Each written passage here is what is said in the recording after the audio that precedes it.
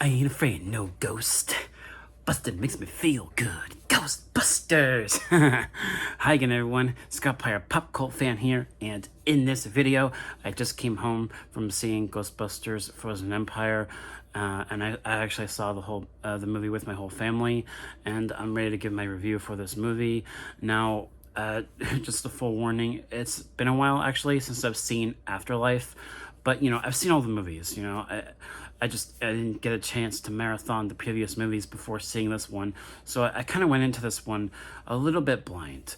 Even though I've seen the trailer quite a few times and I've seen the previous movies, I wanted to go into this with a fresh experience for the most part, and I'm glad I did. I thought this was a very enjoyable film.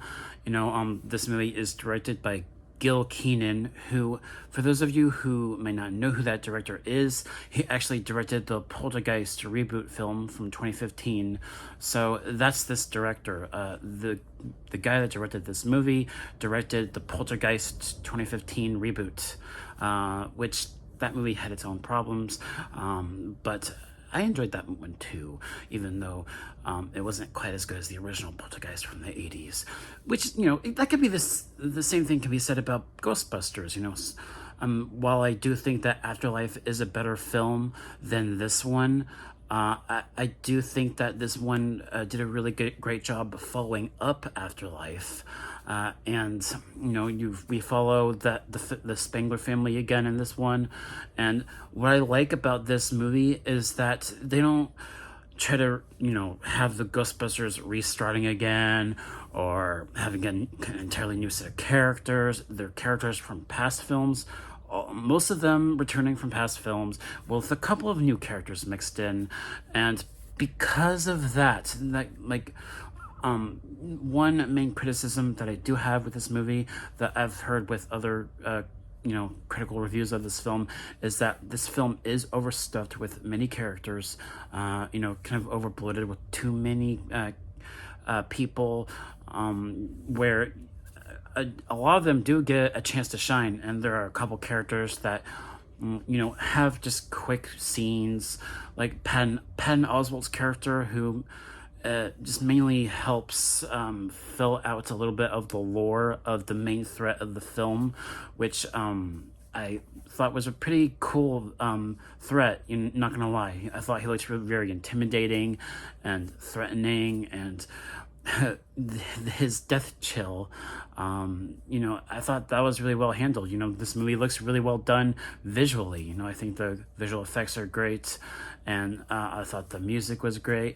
and the piece de resistance of that classic theme, once the credits rolled. I love that classic Ghostbusters theme song. I really do. It's really catchy, and Paul Rudd. I always love Paul Rudd.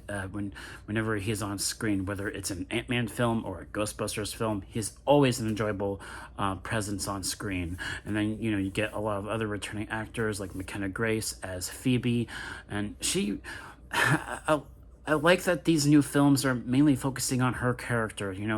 It's kind of her film as well as the previous film Afterlife, and I like that because she is Egon Spangler's granddaughter, and she looks a lot like him, and I just love that these new films mainly focus on her and her journey as a character and as a Ghostbuster. I think is one of the things that really draws you into these newer films, as well as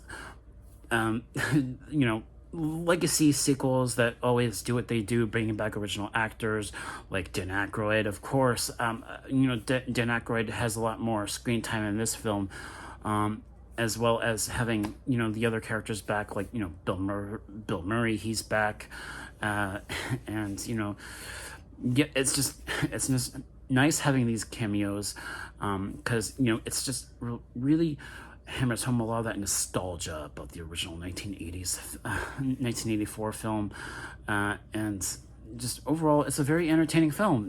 I love the humor. Most of it works, some of it doesn't work, but most of it does. And there is another actor in this movie who I know he was in Eternals. The fire guy. I forget his name, but he was in Eternals, Marvel's Eternals. and I liked him. You know, I thought he was a kind of the comedic relief of the film. He was funny, and I liked his character, and I liked how his character was woven into the mythology of this main threat, and I thought that was really nice. And then, you know, another thing about this film is that it just feels a lot more lived in compared to previous Ghostbusters films. You know, it feels like this world that they've actually, you know, done a little bit of world building with, that some of the past movies have not done, and I thought that was really well realized as well. You know, they did a really good job just creating this new, well, not new, but this mythos of, you know, the Ghostbusters as a company, and as well as seeing all these cool gadgets and how the Ghostbusters starts to run as like this industry almost within the world. And I thought that was really cool, learning about that, you know, with how it's, you know, creating this world that has had so much history ever since the 1980s. And I think that's another really fascinating thing with this film. You know, I don't want to give any spoilers away, but I feel like I've already said too much.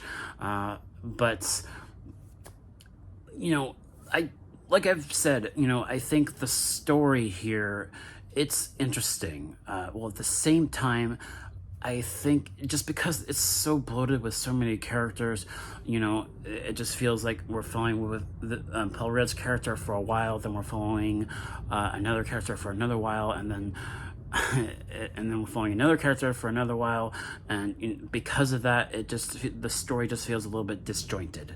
And that's why. It just feels like this particular story isn't quite as focused as Afterlife was, which, you know, it's okay though, because like I said, I really enjoyed this film, and I liked pretty much most of it. It's just the story and so many characters that you're following, just mainly that. But overall, I thought it was a very enjoyable film, and I don't get the mixed reviews for this film. I've heard some I've seen some bad reviews, but some positive too. But like I've said, I really enjoyed this one, and while I don't think it's quite as good of a film as Afterlife was, it's still a million times better than Ghostbusters 2 and the 2016 female-led film, definitely. So if I had to do like a ranking, obviously like the original film is still my favorite, then Afterlife, then this film, Frozen Empire, then the second film, Ghostbusters 2, and then the 2016 film at the bottom for me, from best to worst. So that's my ranking of all the films, and if I had to give this film a grade, I definitely give it, I'd say an A-. That'd be my grade. Yeah, well, I guess like within the B+, A- range, maybe a little bit more to the B+ range. But yeah, I thought it was a great film, overall. And yeah, that should do it for my review. Thank you guys so much for watching, and I'll probably do another video really soon, talking about something else. So look forward to that. So yeah, all right, guys, take care and have a great night, and I'll see you guys next time. Peace.